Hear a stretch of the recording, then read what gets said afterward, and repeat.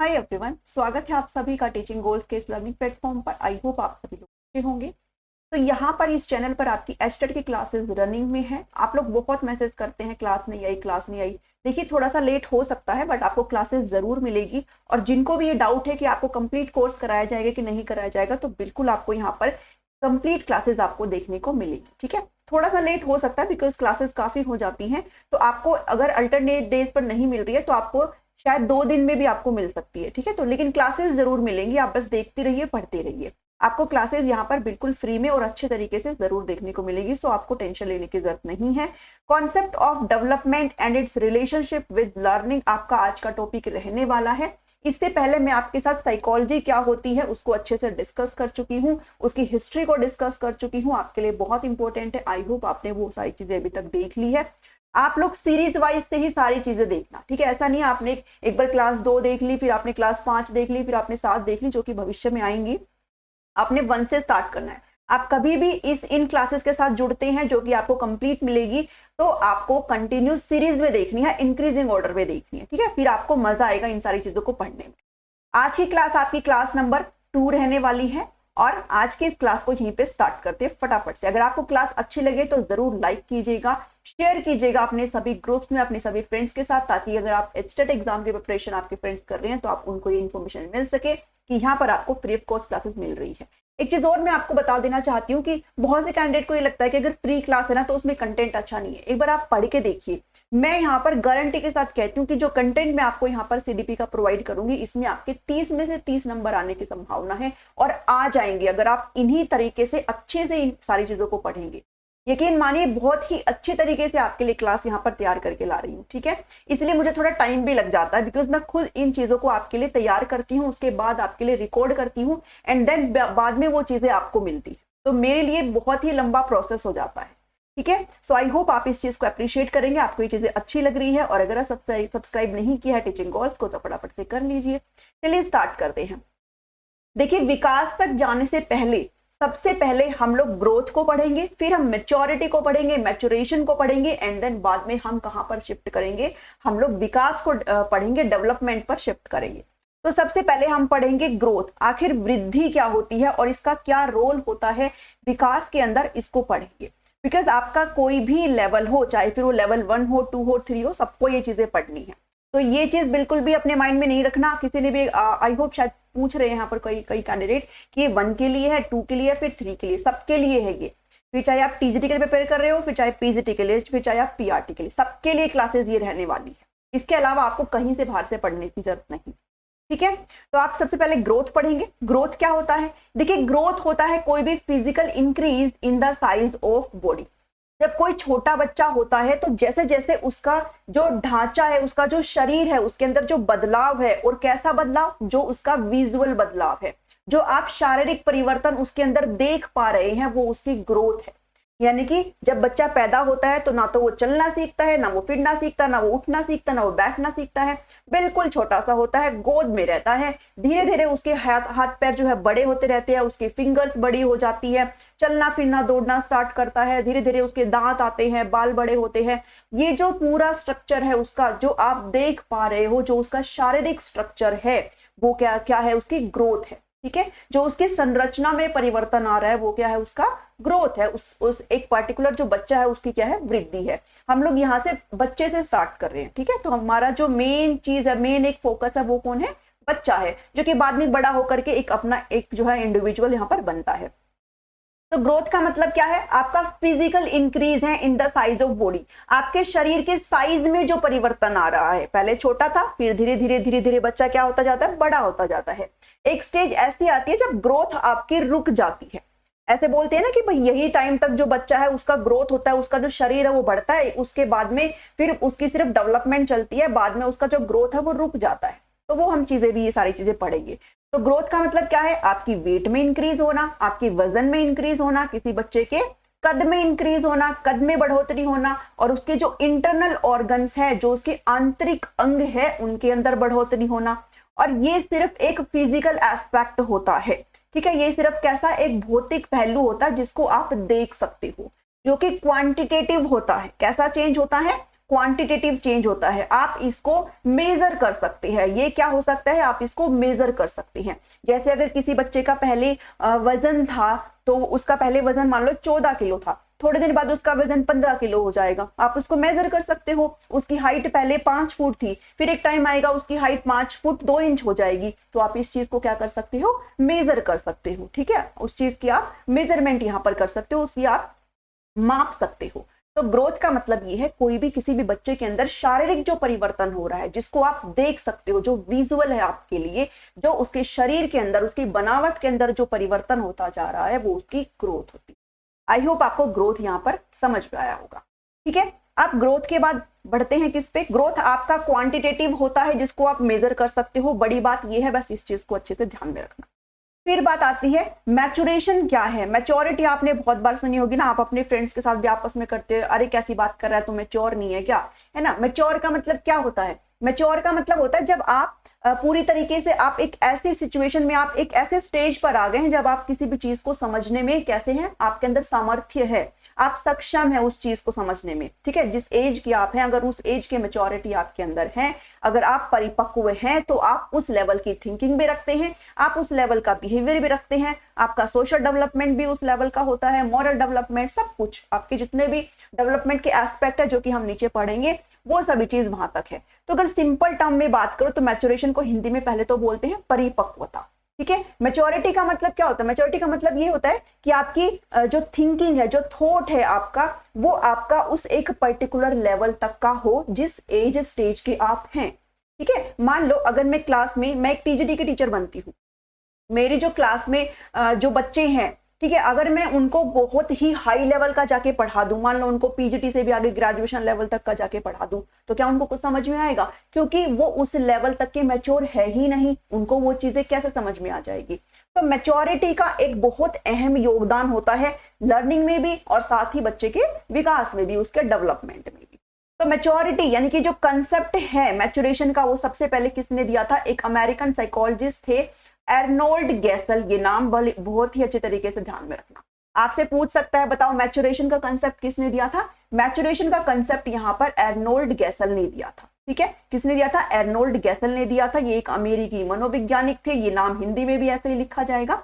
Maturation को define किया जाता है as the changes in thinking, sense of responsibility और better ability to adjust. Maturity का मतलब ये है कि अगर आपके सामने कोई मुद्दा आ रहा है, तो आप अच्छे से उस मुद्दे के प्रति अच्छे से सक्सेसफुली डील कर पा रहे हैं। आप उसके सामने ऐसे उलझ के नहीं बैठ जा रहे हैं कि अरे ये चीज होगी अब मैं क्या करूं। आप इतने मैच्योर हैं कि आप कोई ना कोई सॉल्यूशन निकाल लेंगे। आप अच्छे से कोप अप कर पा रहे हैं अपने हर इश्यूज के साथ। आप बेटर जो है अपने रिस्पॉन्सिबिलिटी को सेंस कर पा रहे हैं, आपके क्या जिम्मेदारी है उसको आप समझ पा रहे हैं। साथ ही आपकी जो थिंकिंग है वो आपकी मैच्योरिटी के अकॉर्डिंग वहां पर है। तो ये सारी चीजें किस में आती है, ये आपकी मैच्योरिटी में आती है। मैच्योरिटी किससे रिलेट करती है, मैच्योरिटी आपकी हेरिडिटी से रिलेट करती है। हेरिडिटी क्या होती है, अनुवांशिकता होती है। ठीक है, एक टॉपिक आएगा आपका हेरिडिटी एंड एनवायरनमेंट का, जब हम इसके बाद क्लासेस, इसके बाद जो आपकी क्लास होगी ना वो प्रिंसिपल ऑफ डेवलपमेंट की होगी, और उसके बाद आपकी हेरिडिटी और एनवायरनमेंट की क्लास होगी, तब आपको ये चीजें और भी अच्छी तरीके से समझ में आ जाएगी। हेरिडिटी आप सबको पता है क्या होती है, हेरिडिटी है ना, हम लोग बायो में पढ़ते भी है ना। हेरिडिटी क्या होती है, तो आपके जीन से रिलेटेड, जो आपके पेरेंट्स से आपको ट्रेट, आपको जो गुण मिले हैं, जो आपको जो निशानी एक तरीके से अपने पीढ़ी टू पीढ़ी मिली आ रही है, वो आपकी क्या है, हेरिडिटी है। तो मैच्योरेशन आपकी किससे रिलेट करती है, मैच्योरेशन आपकी हेरिडिटी से रिलेट करती है। मैच्योरिटी जो है, परिपक्वता जो है, वो नेचुरल स्टेप होता है। ठीक है, वो आपकी नेचर से रिलेट करती है, किसी भी सोशल या फिर एक्सटर्नल बिहेवियर से इसका कोई भी नाता नहीं होता है। तो ये बात होती है मैच्योरेशन की, परिपक्वता की। अब हम ये क्यों पढ़ रहे हैं, हम ये इसलिए पढ़ रहे हैं क्योंकि डेवलपमेंट में इनका रोल होता है। आप पढ़ेंगे विकास क्या होता है। देखिए विकास का क्या मतलब है, development is a process that include growth, maturation and learning. आप सिंपल तौर पर ना एक इक्वेशन को ध्यान में रखना, डेवलपमेंट इज इक्वल टू आपकी ग्रोथ भी। डेवलपमेंट किसी बच्चे का तभी होगा जब बच्चे की ग्रोथ हो रही है, जब बच्चा मैच्योर इनफ है, और जब बच्चे की लर्निंग हो रही है। जब बच्चा ग्रोथ भी में भी है, जब बच्चे का मैच्योरिटी भी अच्छे से, बच्चा अच्छे से परिपक्व भी हो रहा है, और बच्चा का सीखना भी यानी कि जो लर्निंग है वो भी अगर हो रही है, तो बच्चे का ऑल ओवर डेवलपमेंट भी हो रहा है। ठीक है, तो एक चीज ये ध्यान में रख लेना, ये इक्वेशन को जरूर ध्यान में रखना, आपको सब कुछ चीज आ जाएगा। कि मतलब ये है कि बच्चे का विकास कब, बच्चे का जो एक अच्छा विकास है, बच्चे का विकास कब हो रहा है, जब बच्चा पूरी तरीके से ग्रोथ में भी है, उसकी वृद्धि भी अच्छे से हो रही है, बच्चा पूरी तरीके से परिपक्व भी है, मैच्योर भी है, और साथ ही बच्चे की लर्निंग भी हर एक एंगल से हो रही है, तो फिर उसका ऑल ओवर डेवलपमेंट यहाँ पर हो रहा है। अब पॉइंट टू पॉइंट देख लेते हैं। डेवलपमेंट का मतलब क्या है, मैंने आपको इक्वेशन के थ्रू ये बता दिया। इसके अंदर psychology sense refers to certain changes that occur in human beings और animal between conception and death. Development का मतलब ये नहीं है कि किसी एक पर्टिकुलर स्टेज से डेवलपमेंट स्टार्ट होगी और वो बीच में कहीं ना कहीं रुक जाएगी। डेवलपमेंट यानी कि जो विकास है वो निरंतर चलने वाली प्रक्रिया है, कभी भी ना रुकने वाली प्रक्रिया है। ठीक है, ये कैसी प्रोसेस होती है, ये आपकी कंटिन्यूअस प्रोसेस होती है, ये कभी भी नहीं रुकती, इसलिए इसको बोलते हैं ये वॉर्म टू टॉम प्रोसेस है। वॉर्म टू टॉम, ये हम प्रिंसिपल ऑफ डेवलपमेंट पढ़ेंगे तब भी पढ़ेंगे। वॉर्म का मतलब क्या होता है, वॉर्म का मतलब होता है माँ का गर्भ, और टॉम का मतलब आप सभी को पता होगा क्या होता है, कब्र होता है। इसका मतलब ये है कि डेवलपमेंट, जब आप अपनी मदर के पेट में, जब मदर कोई भी बच्चे को कंसीव करती है, तो जब फीमेल से एग और फादर से जब जो स्पर्म है जब वो आपस में मिलते हैं, तो सबसे पहली जो सेल बनती है वो क्या बनती है, जाइगोट बनती है। जाइगोट जब बनता है तब से लेकर के आपका डेवलपमेंट स्टार्ट होता है, और उसके जन्म होने के बाद तक उसकी जो लास्ट सांस इस अर्थ पर है, तब तक उस पर्टिकुलर जो बच्चा है, जो ह्यूमन बीइंग है, उसका डेवलपमेंट चलता रहता है। इसलिए बोलते हैं डेवलपमेंट आपकी एक कॉन्टिन्यूअस प्रोसेस होती है, और आपकी वोम टू टोम यानी कि जब उसका गर्भ में एक तरीके से जीवन का आरंभ हुआ है, तब से लेकर के उसकी आखिरी सांस तक विकास जो है वो चलता रहता है। ठीक है, इसलिए इसको बोलते हैं कंसेप्शन टू डेथ। कंसेप्शन मतलब जब से उसका गर्भ में धारण हुआ है तब से लेकर उसकी डेथ तक जो विकास है वो चलता रहता है। ये चीज आपने ध्यान में रख लेनी है। उसके बाद ये एक ऐसा चेंज होता है where a person develops changes from dependency to autonomy. मतलब कि ये एक ऐसा परिवर्तन होता है जब एक बच्चा जो है डिपेंडेंसी में होता है, एक पर्सन डिपेंडेंसी का मतलब क्या होता है, डिपेंडेंसी का मतलब आप किसी पर डिपेंड हो, आप निर्भर हो। अगर किसी बच्चे का भी जन्म हुआ है तो वो अपने काम खुद से नहीं कर सकता, वो डिपेंड है किसके ऊपर, अपनी मदर के ऊपर। तो ये जो चेंज है, ये जो पूरा विकास है, वो कब से कब तक का बताया जा रहा है, जब आप डिपेंड हो अपनी मदर पर या फिर अपनी फैमिली पर, पूरी तरीके से डिपेंड हो अपनी हर एक बेसिक चीज के लिए, तब से लेकर और आपकी ऑटोनॉमी, आप पूरी तरीके से स्वायत्ता में आ चुके हो, आप पूरी तरीके से जिम्मेदार हो गए हो, अब आपको सब कुछ पता है, तब तक का ये पूरा चेंज है आपका। ठीक है, यानी कि आपकी डिपेंडेंसी टू ऑटोनॉमी चेंज आप डेवलपमेंट को कह सकते हो। तो ये भी आपसे कई बार क्वेश्चन में पूछ लिया जाता है कि एक ऐसा परिवर्तन है जहां व्यक्ति विकसित होता है और निर्भरता से स्वायत्ता की ओर परिवर्तित होता है। ठीक है, दीज चेंजेस अपीयर, अब ये है कि जो डेवलपमेंट है आपका वो एक ऑर्डरली वेज में होता है, मतलब कि सीक्वेंस में होता है। सीक्वेंस में होने का मतलब क्या है, सीक्वेंस में होने का मतलब ये है कि अगर कोई बच्चा पैदा हुआ है वो इन्फेंसी स्टेज में है, फिर वो अर्ली चाइल्डहुड में जाएगा, मतलब कि प्रारंभिक बाल्यावस्था में जाएगा, फिर वो उत्तर बाल्यावस्था में जाएगा, लेटर चाइल्डहुड में, फिर वो किशोरावस्था में जाएगा, एडोलेसेंस स्टेज में। तो ऐसे ना सीरीज में चलेगा डेवलपमेंट। ऐसे नहीं है कि आप पैदा हुए उसके बाद आप सीधा किशोरावस्था में चले गए फिर आप वापस से अर्ली चाइल्डहुड में आ रहे हो, सॉरी, ऐसे नहीं होता है, बल्कि क्या होता है, सीरीज में होता है, एक प्रॉपर ऑर्डर तरीके से होता है। जैसे विकास होता है उसी तरीके से होता है, और ये परमानेंट होता है, टेम्परेरी नहीं होता है।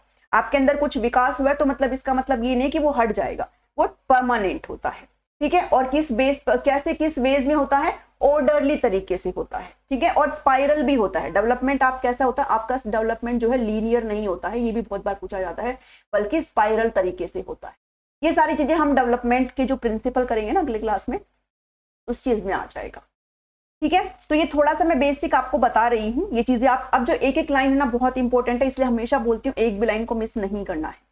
Development refers to both quantitative as well as qualitative. Growth आपका क्या था, जो वृद्धि थी वो आपका क्या था, वो आपका क्वांटिटेटिव था, आप उसको सिर्फ मेजर कर सकते थे, क्वांटिटेटिव था। जबकि जो डेवलपमेंट है वो आपका कैसा है, वो आपका क्वांटिटेटिव भी है प्लस में क्वालिटेटिव भी है। क्वांटिटेटिव क्यों है, बिकॉज इसके अंदर आपका ग्रोथ आता है। ठीक है, और क्वालिटेटिव भी है। तो डेवलपमेंट जो है आप उसको क्या नहीं कर सकते हो, आप उसको मेजर नहीं कर सकते। आप ये नहीं कह सकते भाई मेरा विकास हुआ है, कितना मेरा विकास हुआ है, मेरा जो है 5 विकास हुआ है, या फिर मेरा 1 किलो विकास हुआ, या फिर मेरा 20 विकास हुआ। आप ऐसे नहीं बोल सकते हो, आप इसको सिर्फ एसेस कर सकते हो। आप इसका सिर्फ आंकलन कर सकते हो कि कितना विकास हो, आप उसको मेजर नहीं कर सकते। जैसे आप ग्रोथ को मेजर कर पाते थे ना, ऐसे आप जो डेवलपमेंट है उसको आप मेजर नहीं कर सकते हो, बल्कि आप इसको क्या कर सकते हो, आप इसको एक्सेस कर सकते हो, यानी कि उसका आंकलन कर सकते हो। ठीक है, नेक्स्ट है, अब it include changes not only structure but also in functions. इसका मतलब ये है, इसका मतलब ये हो जाता है कि जब आप ग्रोथ में, भाई डेवलपमेंट के अंदर तो ग्रोथ भी है ना, तो मतलब आपके चेंज स्ट्रक्चर में, आपके ढांचे में भी चेंज हो रहा है, आपकी ग्रोथ भी हो रही है, आपकी वृद्धि भी हो रही है, साथ ही आपके जो कार्य है, पहले आप क्या कार्य कर पाते थे, जब आप बच्चा छोटा है तो वो कम काम कर पाता है, जब बच्चा धीरे धीरे बड़ा होएगा वो अपने अच्छे से काम कर सकता है इफेक्टिव तरीके से, तो उसके स्ट्रक्चर में चेंज होने के साथ साथ उसके काम करने के तरीके में भी यहाँ पर परिवर्तन होता है डेवलपमेंट के दौरान। ठीक है, ये आपका नेक्स्ट पॉइंट था। नेक्स्ट पे चलते हैं, एक सेकेंड। नेक्स्ट है, डेवलपमेंट को एक्सेस किया जा सकता है। ये मैं अभी बताया मैंने आपको, डेवलपमेंट को मेजर नहीं किया जा सकता। आप बिल्कुल भी ये नहीं कह सकते हो कि मेरा कितना विकास हुआ है, आप सिर्फ उसको एसेस कर सकते हो, यानी कि उसका सिर्फ क्या कर सकते हो, आकलन यहाँ पर कर सकते हो। ठीक है, ये आपको यहाँ से समझिए, डिफरेंस भी हो जाते हैं यहाँ पर, ग्रोथ और डेवलपमेंट के डिफरेंस भी आपको पता होनी चाहिए है। मैंने ये डिफरेंस करके ही बताया है कि ग्रोथ आपका क्वांटिटेटिव होता है, जबकि आपका डेवलपमेंट क्या होता है, क्वालिटेटिव भी होता है और क्वांटिटेटिव भी होता है। ठीक है, ये थोड़ा सा आपने चेंज जो है ध्यान में रख लेना, डिफरेंस थोड़ा सा। उसके बाद डेवलपमेंट की कुछ डेफिनेशंस हैं जो बहुत बार एग्जाम में पूछ ली आती है, और स्पेशली एस्टेट में एक क्वेश्चन या दो क्वेश्चन जरूर आते हैं कि बताओ ये डेफिनेशन किसकी है। तो ई हरलोक है, जो कि इन्होंने कहा है कि development is not limited to the growing layer, instead it consist of a progressive series of changes towards the goal of maturity. ये बहुत बार आया एग्जाम में कि हरलोक ने क्या कहा, हरलोक ने कहा है कि जो डेवलपमेंट है, जो विकास है, वो सिर्फ एक बढ़ती हुई लेयर की तरफ सीमित नहीं है। मतलब ये नहीं है कि आपके अंदर बस लेयर टू लेयर आपके ऐसी चीजें जो है दबी जा रही है, ऐसा नहीं है भाई। डेवलपमेंट का मतलब ग्रोथ नहीं है कि आपके अंदर बस एक तरीके से दिखने वाला जो ढांचा उसके अंदर बदलाव होता जा रहा है, बस एक लेयर टू लेयर आपका जो है चेंज आपके अंदर हो रहा है, मतलब कि सीमित नहीं है भाई ग्रोइंग लेयर तक, जबकि it consist of a progressive series of changes towards the goal of maturity, यानी कि आपका जो है बदलाव आपके अंदर हो रहा है, आपके अंदर एक परिवर्तन, एक तरीके से सीरीज ऑफ परिवर्तन, श्रृंखला है परिवर्तनों की, कहां पर, आपके गोल ऑफ मैच्योरिटी की तरफ। एक मैं और चीज आपको बताना यहाँ पर चाहती हूँ कि जो मैच्योरिटी है, यानी कि जो परिपक्वता है, वो कितने साल तक रहती है, वो 25 साल तक आपकी जो मैच्योरिटी है वो कंप्लीट हो जाती है, यानी कि आप कंप्लीटली मैच्योर किस ईयर तक हो जाते हो, आप 25 ईयर्स तक कंप्लीटली मैच्योर यहाँ पर हो जाते हो। ठीक है, तो आपकी जो ग्रोथ है वो भी एक लिमिटेड टाइम तक होती है, मैच्योरिटी भी आपकी लिमिटेड टाइम तक होती है, जबकि आपका जो डेवलपमेंट है वो निरंतर चलता रहता है। ठीक है, तो ये डेफिनेशन किसने दी है, ये डेफिनेशन आपकी ई हरलोक ने दी है कि भाई जो ग्रोथ है, डेवलपमेंट है, वो सिर्फ क्या है, ग्रोइंग लेयर तक ही लिमिटेड नहीं। नेक्स्ट जो डेफिनेशन है ये दी है किसने, हिंज वर्नर ने दी है। ठीक है, हिंज वर्नर ने दी है कि development consist of two process, integration and differentiation, यानी कि जो विकास है उसके अंदर दो प्रक्रियाएं शामिल होती है, एक होता है एकीकरण और एक होता है भेदभाव। आपने मैथ्स में कभी पढ़ा होगा इंटीग्रेशन और डिफरेंशिएशन, ठीक है, मैथ्स में पढ़ा होगा ना भाई, इंटीग्रेशन डिफरेंशिएशन। इंटीग्रेशन का क्या मतलब होता है और डिफरेंशिएशन का मतलब क्या होता है। डिफरेंशिएशन का मतलब होता है जब आप किसी भी चीज को तोड़ करके अलग अलग हिस्सों में देखते हो, वो डिफरेंशिएशन होता है। और इंटीग्रेशन का मतलब क्या होता है, जब आप दो तीन चीजों को मर्ज करके उसको एक जो है टुगेदर करके उसको देखते हो, मतलब एक ही रूप में उसको देखते हो, दो तीन चीजों को जोड़ करके, वो आपका इंटीग्रेशन होता है। मैं इसको साइकोलॉजी के बेस पर एग्जाम्पल के थ्रू बताती हूँ कि डिफरेंशिएशन क्या होता है और इंटीग्रेशन क्या होता है।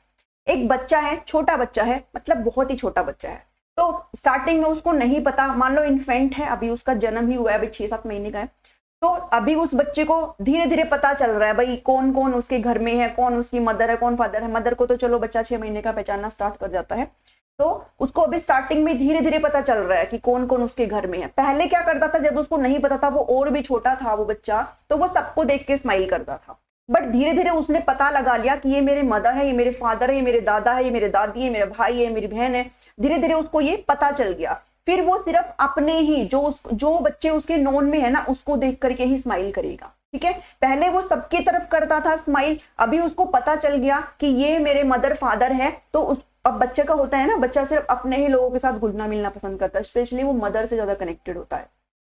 तो अब उसको पता चल गया कि ये मेरे जो है नोन है, ये मेरे अपने हैं, ये मेरे मदर फादर है, तो बच्चा सिर्फ उनको ही देख के स्माइल करेगा, बाकियों को देख के थोड़ा सा बच्चा अपने आप को पीछे खींचेगा, दूरी जो है बना लेता है। तो अभी बच्चे ने क्या किया है, बच्चे ने एक तरीके से डिफरेंशिएशन कर लिया है किनका, अपने अलग अलग मेंबर्स का, यानी कि ये मेरी मम्मा है, ये मेरे फादर है, ये मेरा भाई बहन है सबका, और ये मेरी मम्मा का टच है, ये मेरी मम्मा का फील है, जो कुछ भी मेरी मम्मा का फेस है, सब कुछ क्या कर लिया बच्चे ने, डिफरेंशिएशन कर लिया है। और फिर बाद में अकॉर्डिंगली ही वो क्या करता है, एक्शन करता है। इंटीग्रेशन का मतलब क्या होता है, इंटीग्रेशन का मतलब होता है जब बच्चा एक तरीके से अब इस चीज तक आ चुका है कि बच्चे को ये भी पता है कि ये मेरी मदर है, ये मेरी मदर की आवाज है, ये मेरी मदर का टच है, और ये मेरी मदर का चलने का तरीका है, जो कुछ भी है सारा चीजें बच्चे ने क्या कर लिया, इंटीग्रेट कर लिया। उसने सभी चीजों को जोड़ करके देख लिया कि ये मेरी मम्मा है, ये मेरी मदर है, तो वो क्या चीज हो गई, वो चीज हो गई इंटीग्रेशन। ठीक है, एक एग्जाम्पल और बताऊं कि पहले स्टार्टिंग में बच्चे को क्या आता था, धीरे धीरे मतलब चलना नहीं आता था, फिर वो धीरे धीरे लड़खड़ा करके चलना जो है स्टार्ट करता है, फिर धीरे धीरे चलेगा, उसके बाद धीरे धीरे अपने चलने से वो क्या करेगा, थोड़ा रनिंग करेगा, वॉक करेगा, धीरे धीरे करेगा, तो वो क्या है, डिफरेंशिएशन है। और फिर बाद में जब उस चीज को, जब वो रनिंग भी कर रहा है, वो वॉक भी कर रहा है, उसके बाद वो उस जो अपनी जो पर्टिकुलर चीज उसने सीखी है उससे वो क्या करेगा, चीजों को भी इकट्ठा करना, जैसे ना कोई चीज पड़ी है तो उसको उठाने के लिए भी जाएगा, तो वो उसका क्या है, इंटीग्रेशन। ठीक है, आई होप आपको ये चीजें समझ में आ रही है। तो ये डेफिनेशन किसने दी थी, हिंज वर्नर ने दी थी। नेक्स्ट जो है, according to J E Anderson, according to J E Anderson, अब इन्होंने क्या कहा, development is concerned with growth as well as those changes in behaviour which result from environment. विकास का संबंध वृद्धि के साथ साथ, ये कह रहे कि विकास का संबंध जो है वृद्धि के साथ है, डेवलपमेंट का संबंध तो ग्रोथ के साथ है, और ऑब्वियसली बात है होता भी है, बट व्यवहार में उन परिवर्तनों से है जो पर्यावरण स्थितियों के परिणाम स्वरूप होते हैं, यानी कि ऐसे बिहेवियर जो आप एनवायरमेंट सिचुएशंस के जो है इन्फ्लुएंस होते हैं, उन चेंजेस की यहाँ पर बात कर रहा है। तो कह रहा है कि डेवलपमेंट जो है सिर्फ जो कंसर्न होता है ग्रोथ के साथ साथ, बल्कि वो चेंजेस भी यहाँ पर बता रहे हैं जो हमारे एनवायरमेंट के थ्रू हमारे बिहेवियर को इन्फ्लुएंस करते हैं। तो ये चीज किसने कही है, ये चीज आपके जेई एंडरसन ने कही। ठीक है, ये कुछ डेफिनेशन है, इनको देख लेना।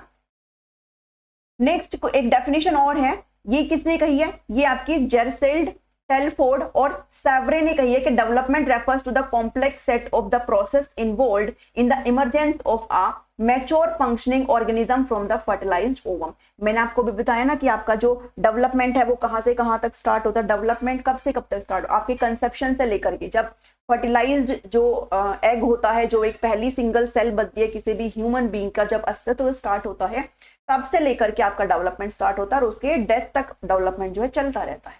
तो इसलिए यही कहा है कि एक ऐसी प्रक्रिया है, एक जटिल सेट की प्रक्रिया होती है विकास, जिसके अंदर एक इमरजेंस है, यानी कि उत्पत्ति हो रही है किसकी, एक मैच्योर ऑर्गेनिज्म की। एक ऐसे मैच्योर ऑर्गेनिज्म कहां से निकल रहा है, उस फर्टिलाइज्ड ओवन से, यानी कि वो जो अंडा फर्टिलाइज हुआ है, वो जो एक सिंगल सेल है, अब उससे एक ऐसे ह्यूमन बीइंग का जो है, एक ऐसे एनिमल आप बोल सकते हो, एक ऐसा फंक्शनिंग ऑर्गेनिज्म आप बोल सकते हो, उसकी उत्पत्ति होगी जो कि अपनी मैच्योरिटी की तरफ बढ़ेगा और एक ह्यूमन बीइंग कहलाएगा। ठीक है, एक अपना प्रॉपर डेवलपमेंट उसका होगा। तो ये कहना किसका है, ये इन तीन साइकोलॉजिस्ट का कहना है। तो आई होप ये चीजें आपको समझ में आ रही है। अब डेवलपमेंट की कुछ हाइलाइट्स है जो हम ऊपर करके आए हैं, वही थोड़ी सी चीजें हैं कि डेवलपमेंट जो है एक ऑर्डरली प्रोसेस होता है। सबसे पहले इन्फेंसी स्टेज होती है, फिर अर्ली चाइल्डहुड होती है, फिर लेटर चाइल्डहुड होती है, फिर एडोलेसेंस, फिर मैच्योरिटी यहाँ पर एक तरीके से आ जाती है, फिर आपकी जो आगे की जो ओल्डर स्टेज है वहां तक सारी चीजें आ जाती है। तो आपका एक तरीके से एक सीक्वेंस तरीके से आपकी जो डेवलपमेंट है वो यहाँ पर चलती है। आप अपने साथ साथ नोट्स यहाँ पर बना सकते हैं। ठीक है, अभी तो बहुत टाइम है, अपने प्रॉपर अच्छे तरीके से नोट्स बना लीजिए, जहां जो चीजें समझ में नहीं आती है वो अपनी वीडियो के थ्रू समझ लीजिए और बाद में फिर आप रिवाइज कर लेना। डेवलपमेंट रेफर्स टू बोथ, अब ये क्वालिटेटिव भी होता है, क्वांटिटेटिव भी होता है, हम पहले इस चीज को ऑलरेडी डिस्कस कर चुके हैं। इट इज पॉसिबल, अब ये कह रहा है कि डेवलपमेंट में ना हम प्रिडिक्शन कर सकते हैं। कैसे प्रिडिक्शन कर सकते हैं भाई, कई बार हम बोल देते हैं ना कि जैसे कोई बच्चा मान लो सिंगिंग कर रहा है, स्टार्टिंग में उसको गाना गाना अच्छा लगता है, तो हम ऐसे बोल देते हैं कि अच्छा इसका तो गाना गाना अच्छा है तो सिंगर बनेगा, भले वो बाद में जाके बन जाए डॉक्टर या फिर कुछ और बन जाए, बट हम एक तरीके से प्रिडिक्ट कर सकते हैं डेवलपमेंट की। बट प्रिडिक्शन आपकी श्योर ही हो, प्रिडिक्शन आपकी करेक्ट ही हो, ऐसा जरूरी नहीं है। बट प्रिडिक्ट एक तरीके से डेवलपमेंट में हम ना किया जा सकता है, ठीक है। किसी भी बच्चे का प्रोडक्शन यहाँ पर किया जा सकता है कि आप देख के पता लगा सकते हो बच्चा स्लो लर्नर है तो आप बता सकते हो, कोई बच्चा अगर अच्छा है तो आप कहेंगे भाई ये तो बहुत पढ़ाई में अच्छा बनेगा, है ना। लेकिन एक्यूरेटली हम प्रिडिक्ट कर पाए ऐसा जरूरी नहीं है, ठीक है। नेक्स्ट जो है आपका, ये सारी चीजें आपको अच्छे से ध्यान में रख लेनी है, एक एक लाइन आपके लिए बहुत जरूरी है। अब growth can be defined as part of development whereas development is associated with an overall changes in a person's growth। इसका मतलब यह है कि ग्रोथ जो है एक डेवलपमेंट का पार्ट है, ठीक है। ग्रोथ क्या है, डेवलपमेंट का पार्ट है। मैंने अभी आपको ये इक्वेशन पढ़ाई थी ना, बस इस इक्वेशन से ध्यान में रखो कि जो ग्रोथ है वो क्या है, सिर्फ डेवलपमेंट का पार्ट है। ऐसा नहीं है कि ग्रोथ नहीं हो रही तो डेवलपमेंट नहीं होगी। अगर किसी इंसान की ग्रोथ नहीं है तो उसका ऐसा बिल्कुल भी नहीं है कि उसका डेवलपमेंट नहीं होगा। आपको मैं एक एग्जाम्पल बताती हूँ, बहुत अच्छा एग्जाम्पल है ये। एक IAS है ईरा सिंगल, उनका मुझे एग्जैक्ट ईयर याद नहीं है वो कब IAS बनी थी, बट वो फर्स्ट रैंक होल्डर थी। अगर आपने इनके बारे में कुछ अगर पता हो तो इनकी जो ना हाइट है वो अच्छे से इंक्रीज नहीं हो पाई है, जो एक लेवल होता है वो उस हाइट पर वो नहीं है, तो इनके कुछ अपने रीजन होंगे। तो ईरा सिंगल जो है इनकी हाइट नहीं है, मतलब इनकी ग्रोथ नहीं है। ग्रोथ का मतलब क्या है, मतलब इनकी हाइट की बात कर रही हूँ मैं, ठीक है। वैसे इनका मेंटल डेवलपमेंट सब कुछ है, सोशल डेवलपमेंट फिजिकल सब कुछ है भाई, ठीक है, क्योंकि तभी तो IAS बन पाई है ना, तभी तो IAS बन पाई। लेकिन यहाँ पर इससे मैं आपको ये बता रही हूँ कि जस्ट बिकॉज कि उसका मैम का जो ग्रोथ है, जो हाइट है वो नहीं है, इसका मतलब ये नहीं कि मैम का डेवलपमेंट नहीं हुआ। मैम का तो सब कुछ हुआ भाई, वो IAS बन गई ना। तो यहाँ पर डेवलपमेंट का मतलब ये है कि आपकी ग्रोथ भी ठीक ठाक हो रही हो, आपका मैच्योरेशन, आपकी लर्निंग। लेकिन इसका मतलब ये ग्रोथ जस्ट एक एस्पेक्ट होता है, एक पहलू होता है डेवलपमेंट का। बट अगर ग्रोथ अगर नहीं भी है, देखो मैंने यहाँ पे लिखा हो development can occur without growth. अगर ग्रोथ नहीं भी है तो भी आपका डेवलपमेंट यहाँ पर होता है, ठीक है। तो ये बस थोड़ा सा मैं आपको समझाने की कोशिश कर रही हूँ, आई होप आपको समझ में आ रहा है। ऐसे बहुत सारे एग्जाम्पल है, ठीक है, ऐसे बहुत सारे एग्जाम्पल आपको मिल जाएंगे। People develop at different rates. अब ये तो सबको पता है, सबका इंडिविजुअल डिफरेंसेस होता है, जो हम आगे भी पढ़ेंगे, ठीक है। हर चीज का जो है इंडिविजुअल डिफरेंस होता है, और लोगों का जो डेवलपमेंट है, किसी भी बच्चे का जो विकास का रेट है वो क्या होता है, अलग अलग होता है। हर बच्चे का विकास का रेट अलग होता है। कोई बच्चा पहले चलना सीख जाता है, कोई बच्चा बोलना पहले सीख जाता है। आपने देखा होगा कोई बच्चा 1 साल का ही बोलने लग जाता है, कोई बच्चा 1.5 साल का बोलने लग जाता है, कोई बच्चा 2-2.5 साल तक भी नहीं बोलता है, कोई बच्चा लेट चलता है, कोई बच्चा जल्दी चल जाता है, कोई 1 साल से पहले ही चल जाता है। तो सबका जो डेवलपमेंट का रेट है वो क्या होता है, अलग अलग होता है। ये सब चीज हम प्रिंसिपल के अंदर भी कवर करेंगे।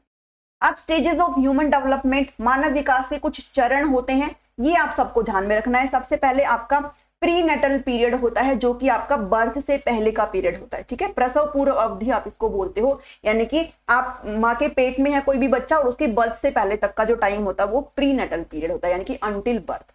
अब जो मेन चीज स्टार्ट होती है वो आपके यहाँ से होती है, इन्फेंसी से।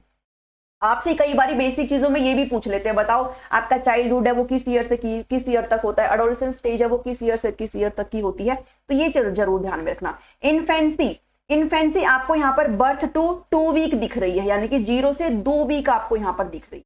कोई बुक्स में आपको आपके बर्थ से और 2 ईयर तक भी दिखेगी। इसका मतलब ये है कि इन्होंने यहाँ पर बेबीहुड लिखा है, ठीक है, यानी कि शिशु काल, जो कि 2 सप्ताह से 2 वर्ष है। किसी बुक में आपको ये ना लिख करके सिर्फ इन्फेंसी लिख देंगे, कितना 0 से 2 ईयर, ठीक है। तो आप अगर इन्फेंसी आप इसको लगाते हैं तो भी आपके लिए गलत नहीं है। तो इन्फेंसी यहाँ पर वैसे अगर इसको ब्रेक करके लिखें तो इन्फेंसी टू 2 वीक्स होता है और बेबीहुड आपका 2 वीक से 2 ईयर्स होता है। बट मोस्टली आप इस चीज को जो है, कोई बुक इस चीज को इंक्लूड कर देती है और कोई बुक इस चीज को इंक्लूड नहीं करती है। तो इस चीज के बारे में कंफ्यूजन मत रहना कि भाई इन्फेंसी तो हमने 0 से 2 साल पढ़ा है, आप तो 2 वीक बता रहे हो। नीचे भी देखो, ठीक है, ये बेबीहुड लिखा है कि 2 वीक से 2 साल। तो आप अगर आप इन्फेंसी 0 से 2 ईयर लिखते हैं तो वो भी गलत नहीं है।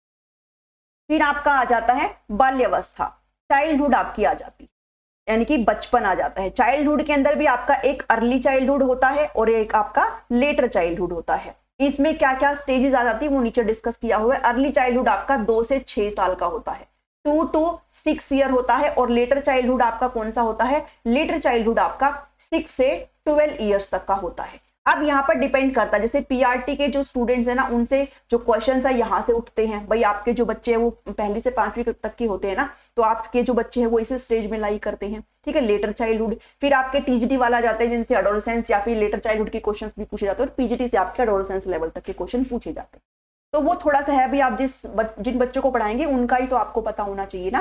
बट ऐसा नहीं है कि आप इनको नहीं पढ़ेंगे, आप सारी चीजों को पढ़ेंगे, इन्फेंसी को भी, अर्ली चाइल्डहुड को भी, लेटर चाइल्डहुड को भी, सब पढ़ेंगे। ठीक है, लेटर चाइल्डहुड आपका 6 से 12 साल का होता है। फिर आपका आ जाता है एडोलेसेंस स्टेज, जो कि एक तरीके से यहाँ इस स्टेज का संबंध जो है किन से है, स्टेनली हॉल से। किनसे है, स्टेनली हॉल ने जो है एक तरीके से एडोलेसेंस के एक तरीके से जो है फादर कहलाए जाते हैं, ये जो टर्म है उनके द्वारा दिया गया था।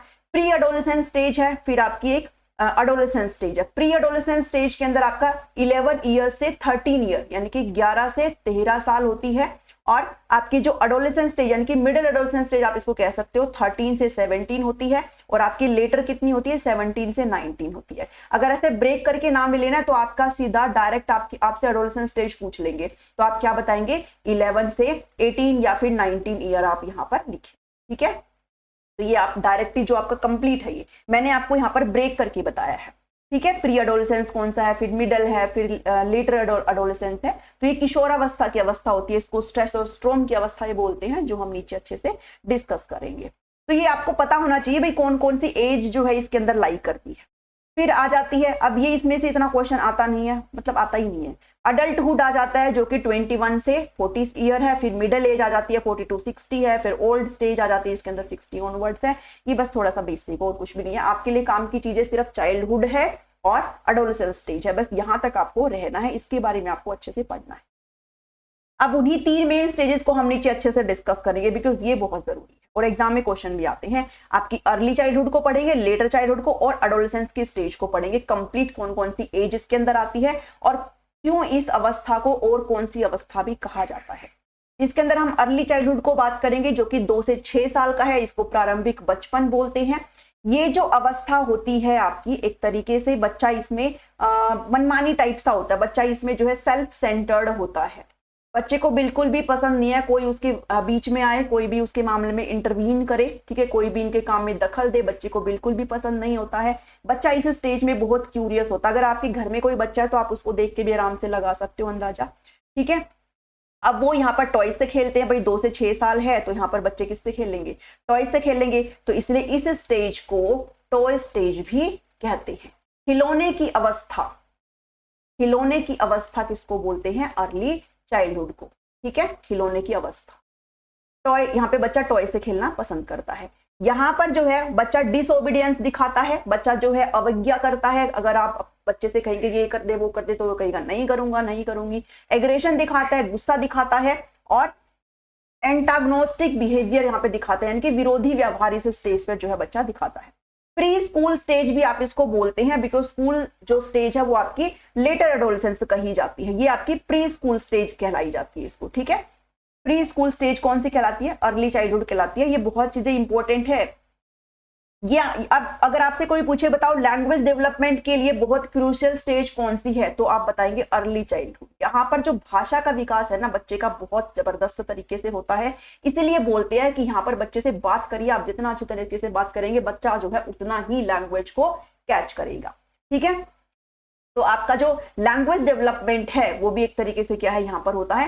एट दिस स्टेज चिल्ड्रन यहाँ पर रेडी हो जाते हैं स्कूल जाने के लिए। Learn to identify the member of family and get involved in the surrounding. ठीक है, बिकॉज जब आप एनईपी वगैरह पढ़ते हो, नेशनल एजुकेशन पॉलिसी, तो आप वहाँ पे बताया गया ना कि जो बच्चा फर्स्ट जो क्लास में है वो बच्चा किस साल एज ग्रुप का जाएगा, 6 एज ग्रुप का जाएगा। तो 2 से 6 तो आपका प्री स्कूल के अंदर आता है। ठीक है, जब आप बच्चा किंडरगार्टन में होता है, बाल वाटिका में होता है, नर्सरी प्ले स्कूल वगैरह में होता है इस टाइम में, इसलिए इसको जो है प्री स्कूल बोलते हैं। यहाँ पर बच्चा स्कूल जाने के लिए रेडी है, अपने मेंबर्स को, अपने घर के परिवार को जान लेता है, अपने सराउंडिंग्स के सभी चीजों को यहाँ पर जानने लग जाता है। इसी स्टेज में बच्चा बहुत ज्यादा क्यूरियस भी होता है। वो आपने देखा होगा बच्चा पूछते हैं मम्मा आप क्या कर रहे हो, आप क्यों कर रहे हो, ये कुछ भी कर रहे हो, जैसे मान लो कुछ भी अगर घर में कर रहे हो तो बच्चा बात बात पे क्वेश्चनिंग करता है, आप ऐसा क्यों कर रहे हो, इससे क्या होगा, इसका क्या फायदा है, हम ऐसा क्यों करते हैं, बहुत सारी चीज। इनफैक्ट ये तक कहता है कि हम खाना ही क्यों खाते हैं। ठीक है, मेरे घर में है मेरी बेटी इसी स्टेज में, तो वो बहुत क्वेश्चनिंग करती है। तो इसी स्टेज में जो बच्चे होते हैं ना वो बहुत क्यूरियस होते हैं। और हमेशा बच्चों का अगर कोई भी सवाल होता है ना तो हमेशा पोलाइटली उसका आंसर देना चाहिए। कभी भी ये नहीं, उसको झटकना नहीं चाहिए कि अच्छा मेरे से मत पूछ करके, फिर बच्चा ना पूछने का जो है एक तरीके से साहस नहीं दिखाता है। तो क्वेश्चनिंग करना बहुत ही एक अच्छी चीज होती है। फिर बढ़ चलते हैं लेटर चाइल्डहुड में, जो कि 6 से 11 साल का होता है। अब वो आपका प्री जो है स्कूल एज था, अब ये आपकी स्कूल एज आ गई है, ठीक है। स्कूल एज किस अवस्था को बोलते हैं, स्कूल एज आपके लेटर चाइल्डहुड को बोलते हैं। और भी इसके नाम है आपका ट्रबलसम एज इसको बोलते हैं, ठीक है, कष्टकारी अवस्था इसको बोलते हैं, लेटेंसी स्टेज इसको बोलते हैं, एलिमेंट्री स्टेज है मतलब स्कूल एज है ये आपकी, ठीक है। तो बहुत सारे इसके नाम हो जाते हैं। पीयर एज भी इसको बोलते हैं, ठीक है। यहाँ पर बच्चे जो है फ्रेंड्स बनाना यहाँ पर स्टार्ट कर देते हैं, एक तरीके से रिलेशन यहाँ पर बच्चे बनाना स्टार्ट कर देते हैं। During this stage children learn the value of their society, यहाँ पर बच्चे जो है अपने समाज का मूल्य सीखना स्टार्ट कर देते हैं, अपने बेस्ट फ्रेंड बनाना स्टार्ट कर देते हैं। बेस्ट फ्रेंड यहाँ पर इस स्टेज में क्या बेस्ट फ्रेंड बनाना स्टार्ट कर, इसलिए स्टेज को गैंग एज भी बोलते हैं, ठीक है। गिरोह आयु यानी कि बच्चे जो है फ्रेंड्स के अंदर इन्वॉल्व होना स्टार्ट कर देते हैं इस स्टेज। तो कई बार पूछा जाता है कि गैंग एज कौन सी है, तो आप बताएंगे लेटर चाइल्डहुड है, ठीक है। ये कौन सी अवस्था कौन सी है, क्या बोलते हैं, ये सभी चीजें आपने ध्यान में रख लेनी है। फिर जब नेक्स्ट में बढ़ते हैं तो whatever they learn and experience as this stage greatly influence their later life. यहाँ पर बच्चे जो कुछ भी एक्सपीरियंस करते हैं, जो कुछ भी बच्चा अनुभव करता है उसके बाद के जीवन को काफी प्रभावित करते हैं, फिर चाहे अकेडमिकली हो, फिर चाहे अदरवाइज हो, कुछ भी हो। अगर बच्चे के साथ कई बार आपने देखा होगा ना, फिर आपके साथ भी हुआ होगा कोई ऐसा इंसिडेंस जो आप कभी ना भूल पाए, वो आपके स्टार्टिंग से लेकर के और आपकी लाइफ तक चलता रहता है। कुछ भी ऐसी चीज जो आपके अंदर बहुत ज्यादा गहरा प्रभाव छोड़ चुकी है, वो आपके जीवन में लगातार आपके साथ चलती रहती है। तो जो स्टार्टिंग में बच्चे ने कुछ भी अगर ऐसा एक्सपीरियंस किया है, फिर चाहे वो बैड हो चाहे गुड हो, वो उसके साथ निरंतर लाइफ में चलता रहता है। इस स्टेज में बच्चे का जो पोटेंशियल है वो कंप्लीटली अच्छे तरीके से डेवलप हो जाता है। क्रिएटिव पोटेंशियल यानी कि जो रचनात्मक क्षमता है वो बच्चे की डेवलप हो जाती है। फिर बढ़ते हैं मोस्ट इंपोर्टेंट, टीजीटी में भी और पीजीटी में भी यहाँ से क्वेश्चन, पीजीटी में तो आएंगे ही किशोरावस्था से, बल्कि टीजीटी में भी पूछे जाते हैं। एडोलेसेंस स्टेज, अब एडोलेसेंस स्टेज का मतलब क्या है, एडोलेसेंस शब्द को पहले पढ़ेंगे। ये एक लैटिन वर्ड से लिया गया है जिसका मतलब है एडोलेसेरे, विच मीन्स टू राइपन और टू ग्रो अप। राइप का मतलब आपने सुना होगा ना, पका हुआ होता है, सुना होगा क्या होता है इसका मतलब पका हुआ। अब पकने का मतलब ये नहीं है कि कुकर में उबाल दिया है ना, पकने का मतलब ये नहीं है। पकने का मतलब ये है कि आप प्रॉपरली मैच्योर हो चुके हो, आप ग्रो अप कर गए हो, ठीक है। अब आप क्या हो गए हो, बड़े हो गए हो। तो एडोलेसेंस का मतलब क्या है, अब आप पकना मतलब आप बड़े हो गए हो, आप जो है अच्छी तरीके से जितने मैच्योर हो सकते थे, जितना आप सीख सकते थे, आपके अंदर जो सेंस आ सकती थी वो अब आपके अंदर आ गई है, अब आप चीजों को समझ सकते। तो ये लैटिन वर्ड एडोलेसेरे से लिया गया है। और एडोलेसेंस की जब बात आती है तो किनका संबंध आ जाता है, स्टेनली हॉल का संबंध आ जाता है, उनके बारे में भी पढ़ेंगे। एडोलेसेंस एक ट्रांजिशन पीरियड है, किसके बीच का, चाइल्डहुड और अडल्टहुड के बीच का। चाइल्डहुड हमने अभी पढ़ा और अडल्टहुड हम बाद में पढ़ेंगे। बीच में क्या होता है, बीच में आपका एडोलेसेंस स्टेज आ जाती है, ठीक है। तो ये एक तरीके से ट्रांजिशनल पीरियड है चाइल्डहुड और अडल्टहुड के बीच का, ये भी बहुत बार पूछा जाता है। This stage is also known as stage of stress and storm. इसको जो है एक तरीके से तनाव और तूफान की अवस्था बोलते हैं इस स्टेज को। क्यों, क्योंकि ये जो स्टेज होती है ना, बच्चे के अंदर बहुत ज्यादा उथल पुथल होता रहता है इस स्टेज में। फिजिकल तौर पर भी बच्चे में बहुत सारे चेंजेस होते रहते हैं, बिकॉज बच्चा अपनी टीन एज में है, प्यूबर्टी भी बच्चे के अंदर आ रही है। तो एक तरीके से बच्चा के अंदर हार्मोनल चेंजेस भी चल रहे होते हैं, तो ना तो उसके मूड का कुछ पता है, ना कभी वो खुश रहता है, कभी वो दुखी रहता है। तो एक ना तनाव बच्चे के अंदर चला रहता है।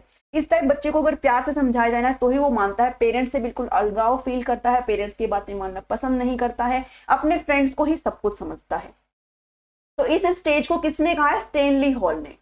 स्टेनली हॉल ने इस स्टेज को स्ट्रेस एंड स्टॉर्म की अवस्था कहा है कि बच्चे इस टाइम में बहुत ज्यादा तनाव में रहते हैं, तूफान में रहते हैं, और बहुत सारे सोशल, बायोलॉजिकल और पर्सनल चेंजेस इस स्टेज में बच्चे क्या करते हैं, फील करते हैं, बच्चे फेस करते हैं। नेक्स्ट है, these changes make adolescence difficult period to manage. अब इसी चेंज की वजह से, ये बच्चों की गलती नहीं है, बहुत सारे चेंजेस उनके अंदर चलते रहते हैं, हार्मोनल चेंजेस है, फिजिकल चेंजेस है, ठीक है, बहुत सारे चेंजेस चलते रहते हैं। इस वजह से बच्चे एडजस्ट भी नहीं कर पाते हैं और ये पीरियड उनके लिए बहुत डिफिकल्ट हो जाता है और इसको क्रिटिकल स्टेज बोला जाता है। किसी भी पर्सन की क्रिटिकल स्टेज कौन सी होती है, एडोलेसेंट स्टेज होती है। इस स्टेज में हार्मोनल जो इन्फ्लुएंस है एक तरीके से लीडिंग रोल प्ले करते हैं, ठीक है। सेक्सुअल मैच्योरिटी यहाँ पर बच्चा हासिल कर रहा होता है, इसलिए बहुत सारे हार्मोनल चेंजेस भी बच्चे के अंदर चल रहे होते हैं।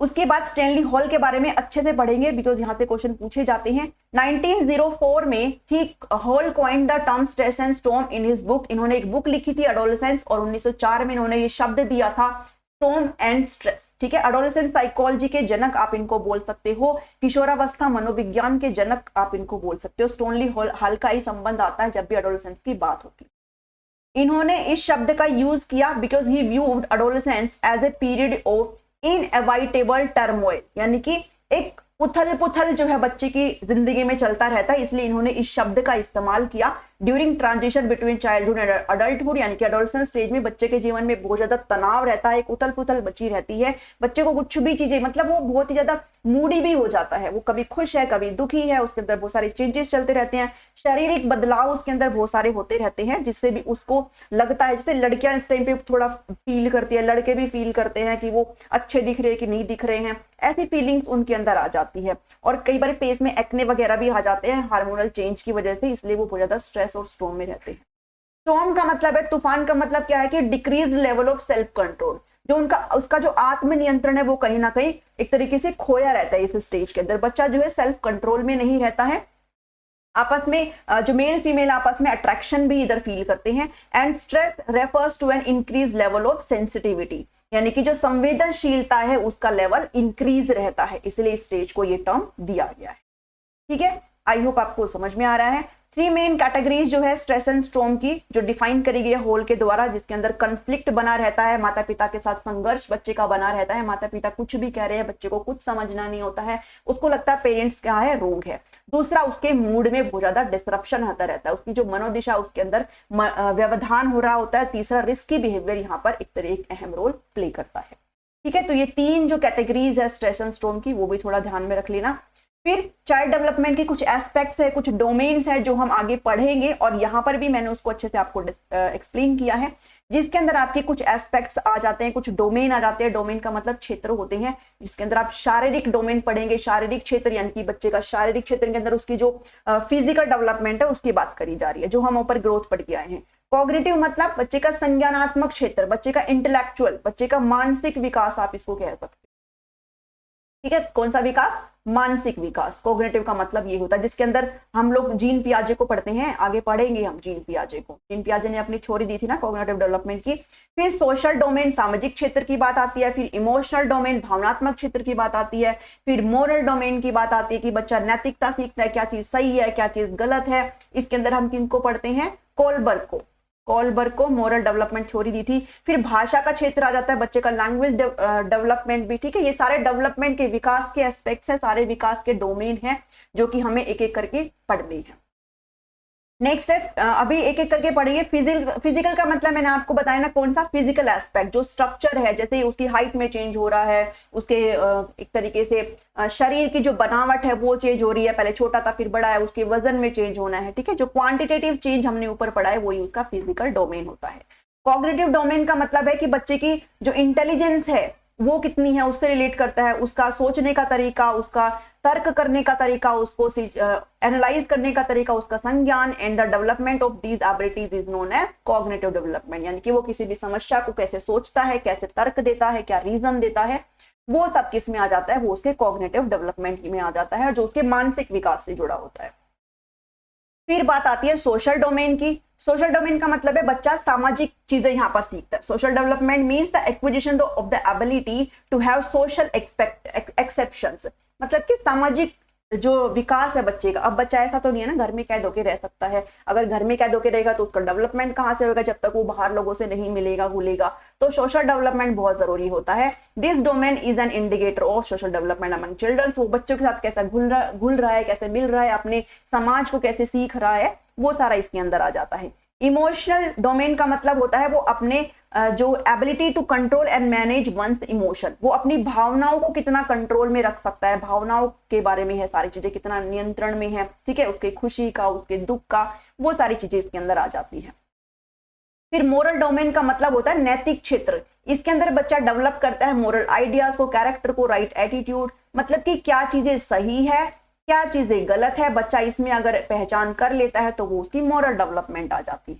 ठीक है, नेक्स्ट चीज आपकी लैंग्वेज डेवलपमेंट, लैंग्वेज डोमेन, यानी कि भाषा का आपका विकास यहाँ पर हो रहा है। अब किसी भी बच्चे का जो भाषा का विकास है वो बहुत जरूरी होता है। और क्रूशियल स्टेज कौन सी होती है लैंग्वेज डेवलपमेंट? अभी मैंने आपको बताया ना, अर्ली चाइल्डहुड, है ना। अर्ली चाइल्ड जो कि 2 से 6 साल की है अवस्था, इसके अंदर बच्चे का लैंग्वेज डेवलपमेंट बहुत अच्छे तरीके से होता है, काफी फास्टली होता है। और कम्युनिकेशन के लिए लैंग्वेज तो चाहिए ही होता है। In this domain communication uses words and symbols to express thoughts, feelings और डिजायर्स। बच्चा यहाँ पर एक्सप्रेस कर पाए अपने थॉट्स को, अपनी फीलिंग्स को, अपने डिजायर्स को, तो वो कहाँ से करेगा, वो उसके लैंग्वेज डोमेन से करेगा, वो उसके भाषा के विकास से करेगा, भाषा क्षेत्र से करेगा। आप सीखते हैं, अब पढ़ेंगे लर्निंग के बारे में, बिकॉज हमने लर्निंग का जो रिलेशन है डेवलपमेंट के साथ कैसा है वो पढ़ना है। लर्निंग का मतलब क्या होता है, सीखना। अगर हम कुछ भी चीज, जो भी एक प्रेजेंट नॉलेज मेरे अंदर है और मैं उसमें कुछ भी ऐड ऑन कर रही हूं, तो वो क्या है, वो लर्निंग है। अगर आज के टाइम में अगर मुझे ये पता है कि भाई 2 + 1 कितना होता है, 2 + 1 अगर 3 होता है, तो अगर मैं ये सीखूं भाई 2 + 2 4 होता, तो वो मेरे लिए क्या है, वो मेरे लिए लर्निंग है। अगर मैं गलत तरीके से बैठ रही हूँ और कोई मुझे बताए कि नहीं बिल्कुल स्ट्रेट बैठते हैं, तो वो मेरे लिए क्या है, वो मेरे लिए लर्निंग है। ठीक है, कुछ भी चीज है वो क्या है, लर्निंग है। अगर हम बच्चों को कुछ भी कह रहे हैं, अगर ऐसे धमका करके या फिर डांट करके कि नहीं ऐसे नहीं ऐसे बात करते हैं, तो वो भी एक बच्चे की क्या है, लर्निंग है। तो लर्निंग का मतलब क्या होता है, लर्निंग का मतलब सिर्फ यही नहीं है कि स्कूल में जाके पढ़ रहा है बच्चा, फिर वो ANR सीख रहा है, क्या कबूतर सीख रहा है, वो एडिशन सब्ट्रैक्शन कर रहा है, तो बस वही लर्निंग है।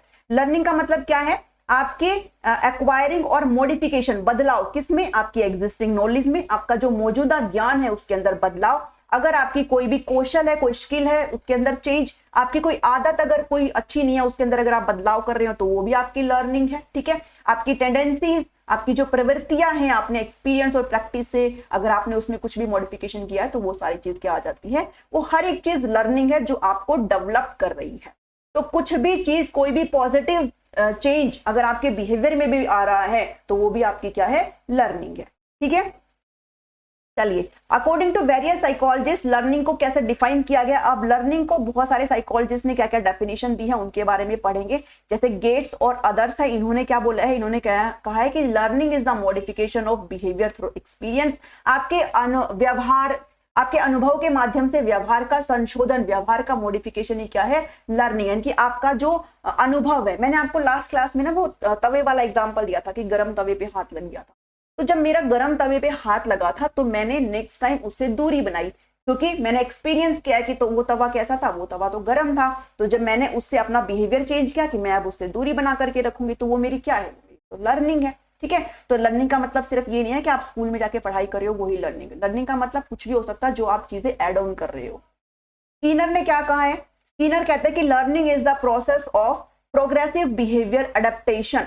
प्रगतिशील व्यवहार अनुकूलन की प्रक्रिया किसके द्वारा कही गई है, ये स्कीनर के द्वारा कही गई है। क्रो एंड क्रो कहते हैं कि learning involves the acquisition of habit. आप कोई भी आदत है उसको अगर ग्रहण कर रहे हो, कोई भी ज्ञान है उसको ग्रहण कर रहे हो, कोई भी आपका एटीट्यूड है किसी भी चीज के प्रति, अगर आप उसको एक्विजिशन अगर उसका कर रहे हो, उसको अगर ग्रहण कर रहे हो, तो वो सारी चीज क्या है, आपकी लर्निंग है। ठीक है, एवरीथिंग, जो कुछ भी चीजें आप सीख रहे हैं वो सारी चीजें क्या है, लर्निंग है। बट ऐसा नहीं है कि मतलब कोई नेगेटिव चीज हो। अकॉर्डिंग टू ईएल थॉर्नडाइक, अगर कोई चोर है, मतलब थॉर्नडाइक को बाद में देखेंगे, मैं लर्निंग की बात कर रही हूँ। मान लो अगर कोई चोर है, वो चोरी करता है, चोर तो चोरी ही करेगा, बट अगर वो चोरी करना छोड़ देता है, तो भी ये क्या है, उसकी लर्निंग है। ठीक है, मतलब उसने कुछ ना कुछ तो सीखा है ना। तो थॉर्नडाइक क्या कहते हैं कि learning is a gradual process where the individual will make many attempts to learn. Thorndike क्या कहते हैं, थॉर्नडाइक बहुत ही इंपॉर्टेंट पर्सनालिटी, एक अच्छे साइकोलॉजिस्ट है। इन्होंने मल्टी फैक्टर थ्योरी भी दी थी एक तरीके से इंटेलिजेंस की, जो हम पढ़ेंगे आगे, और एक लर्निंग की थ्योरी भी दी थी, ट्रायल एंड एरर थ्योरी। ठीक है, मैं थोड़ा सा आपको बस बता रही हूँ, बाकी आगे तो बहुत सारी चीजें हैं इनके बारे में। तो इन्होंने कहा है कि सीखना एक क्रमिक प्रक्रिया है, यानी कि ग्रेजुअल प्रोसेस है, क्रम से चलती है सारी चीजें, जहां व्यक्ति सीखने के लिए बहुत सारे अटेम्प्ट करता है, सीखने के लिए प्रयास करता है। तो वो सारी चीजें क्या है, वो थॉर्नडाइक ने कही है। तो ये थोड़ी सी चीजें हैं भाई, किसने क्या बोला है ये ध्यान में रख लेना। अब relation between learning and development क्या है, मैंने आपको ऊपर एक डेफिनेशन दी थी, उस डेफिनेशन को ध्यान में रखो। Development is equal to growth plus maturation plus learning. ठीक है, ये मैंने आपको ऊपर बताया था कि जब ग्रोथ हो रही है बच्चे की, जब बच्चा मैच्योर इनफ है, और जब बच्चे की लर्निंग हो रही है, तो फिर क्या हो रहा है, उसका डेवलपमेंट हो रहा है। ठीक है, अगर कोई भी चीज है यहाँ पर, मान लीजिए अगर बच्चे का जो लर्निंग है वो नहीं हो पा रही है, तो फिर उसका डेवलपमेंट थोड़ा सा अफेक्ट होता है। तो learning awakens the developmental process through social interactions with peers and teachers in such a way that it would not occur। इसका मतलब ये है कि अगर आप बच्चे को किसी भी बंद कमरे में रख देंगे, अगर आप बच्चे को किसी भी आइसोलेशन में रखते हैं, अगर आप अलगाव में रखते हैं, मान लो अगर आप एक बच्चा पैदा हुआ है और आप उसको एक बंद कमरे में पाल रहे हैं, आपने उसको कभी बाहरी दुनिया दिखाई ही नहीं, तो वो क्या डेवलपमेंट उसका होगा, क्योंकि वो लोगों से घुल मिल ही नहीं पाया, वो कुछ सीख ही नहीं पाया बाहरी दुनिया में क्या हो रहा है, तो उसका डेवलपमेंट कैसे होगा। तो अगर बच्चा आइसोलेशन में है तो फिर डेवलपमेंट इसका जो है इफेक्ट पड़ेगा, बच्चे का डेवलपमेंट नहीं होगा। बच्चा कैसे सोशली इंटरेक्ट कर रहा है अपने दोस्तों के साथ, अपने पीयर्स के साथ, अपने टीचर्स के साथ, तो इससे जो डेवलपमेंट प्रोसेस है और जो लर्निंग है बच्चे की वो ज्यादा अच्छी तरीके से होती है। ठीक है, अगर लर्निंग होगी तो डेवलपमेंट बच्चे का ऑब्वियस सी बात है होगा। नेक्स्ट है it is the responsibility of the school. अब यहाँ पर बात करी जा रही है एक अच्छे एनवायरमेंट की। अगर हम बच्चे को एक अच्छा एनवायरमेंट नहीं देंगे, अगर बच्चे को ये लर्निंग वातावरण ही नहीं देंगे, वो पर्यावरण ही नहीं देंगे, वो वातावरण ही नहीं देंगे, तो वहां पर बच्चों की लर्निंग नहीं हो पाएगी। और अगर बच्चे की लर्निंग नहीं हुई तो बच्चे का डेवलपमेंट भी यहाँ पर बिगड़ेगा। तो अगर इन्वायरमेंट दे रहे हैं तो वो हेल्प करता है लर्निंग में एंड डेवलपिंग हिज मेंटल और बिहेवियरल एबिलिटीज। बच्चे का मानसिक विकास भी होगा, बच्चा व्यवहारिक जो क्षमताएं हैं लाइफ में कैसे एडजस्ट करना है वो भी यहाँ पर शो करे। तो ये थोड़े से रिलेशन है, ये आई होप आप सबको समझ में आ रहे हैं। बेसिक सी चीजें, इतना कुछ नहीं है इसमें, जब आप इनको पढ़ेंगे तो आपको समझ में आ जाएगा। Early development is very crucial for further development and learning. अगर स्टार्टिंग में बच्चे की डेवलपमेंट नहीं हो पाई तो बाद के डेवलपमेंट में बहुत फर्क पड़ता है। क्यों? मान लो कोई बच्चा है, उसको फर्स्ट क्लास में ही जो चीज आनी चाहिए थी, मान लो फर्स्ट क्लास में बच्चा जो है एडिशन करनी सीख जाता है, तो बच्चा अगर फर्स्ट क्लास में एडिशन ही नहीं कर पाया तो बाद में दूसरी या तीसरी क्लास में वो मल्टीप्लिकेशन कैसे सीखेगा? ठीक है, वो सब्ट्रैक्शन या फिर कुछ भी है, वो डिवीजन है, कुछ भी कहे, वो जब सम आ जाते हैं भाई, दूसरी तीसरी में तो आजकल सम भी आ जाते हैं ना भाई, इतनी मैंने टॉफी खरीदी, इतनी मैंने खर्च कर दी, इतनी मैंने खा ली, इतनी मैंने भाई को दे दी, तो वो सारी चीजें फिर कैसे कर पाएगा? बच्चा नहीं कर पाएगा। तो अगर स्टार्टिंग में उसका डेवलपमेंट नहीं हो रहा है तो बाद में उसके डेवलपमेंट काफी प्रभावित होती है। ठीक है, उसकी जो लर्निंग है वो काफी प्रभावित होती है। The kind of experience a child goes through in the early stage has a profound influence। मैंने जो ऊपर आपके पॉइंट डिस्कस किया था ना कि जो स्टार्टिंग में बच्चे का जो अनुभव रहता है, फिर चाहे वो एक बैड अनुभव हो या फिर कई बार हमारे साथ बैड अनुभव ही चलते हैं, या फिर वो एक गुड अनुभव हो, तो वो एक ऐसा अनुभव जो आपकी जिंदगी के साथ एक अहम एक तरीके से रोल प्ले करता है या फिर जुड़ा हुआ है, वो आपके साथ कंटिन्यू आपकी लाइफ में चलता रहता है जब तक आप हो। ठीक है, हिज और हर लाइफ, लेटर लाइफ, वो आपकी जिंदगी में चलता रहता है, irrespective of whether the experience is good और बैड। फिर चाहे वो कैसा भी एक्सपीरियंस हो, आपने कहीं कभी ना कभी कुछ ऐसा, मैक्सिमम जो गर्ल्स होती है ना वो कहीं ना कहीं एक ऐसा अनुभव लेकर के चलती है कि वो अनुभव आप ना चाहते हुए भी आप उसको नहीं भूल सकते, एक ऐसा अनुभव लेकर के चलती है। ठीक है, तो चाइल्ड, अब ये सभी लेकर के चल सकते हैं, ऐसा कुछ भी नहीं है। चाइल्डहुड हैपनिंग इन्फ्लुएंस, अगर बचपन में कुछ किसी बच्चे के साथ हुआ है या फिर कोई ऐसी चीज उसके साथ अगर हैपन हुई है तो फिर वो उसके साथ चलती रहती है और उसको इन्फ्लुएंस करती है बच्चे की लर्निंग को भी और डेवलपमेंट। ठीक है, तो कुछ भी अनुभव हो, फिर चाहे वो गुड अनुभव हो या फिर वो बैड अनुभव हो, कुछ भी हो। चलिए, आज के इस वीडियो में इतना ही है। आई होप आपको ये वीडियो अच्छी लगी होगी। अच्छी लगी हो तो जरूर मुझे कमेंट करके बताना कि आपको कैसी लगी, और सब्सक्राइब कर लो टीचिंग गोल्स को। और सच में वीडियोस आपको कंप्लीट मिलेगी और मिल जाएगी आपको। ठीक है, अभी मैं रेगुलर भी इस चीज को जल्दी ही करने वाली हूँ, बट यकीन मानो थोड़ी और क्लासेस लेनी पड़ती है। अभी सीईटी का भी पेपर आने वाला है, बोल रहे हैं आपका पेपर है, साथ ही पीजीटी के लिए भी वीडियोस डालनी होती है। तो आपका अगर डेली ना आ पाए तो अल्टरनेट डेज पर आपके लिए वीडियो जरूर आएगी, बट आएगी जरूर। ठीक है, तो आप पढ़ते रहिए और पेशेंस रखिए, आपको सारी चीजें मिल जाएंगी। अपने लेवल पर भी आप क्वेश्चंस की प्रैक्टिस करते रहिए। बाकी मैं ये सब्जेक्ट, ये कोर्स करवाने के बाद आपको प्रैक्टिस क्वेश्चंस भी प्रीवियस ईयर भी जरूर कराऊंगी। आज के इस वीडियो में इतना ही है। वीडियो देखने के लिए बहुत बहुत धन्यवाद। मिलती हूँ नेक्स्ट वीडियो में। Thank you, thanks for watching.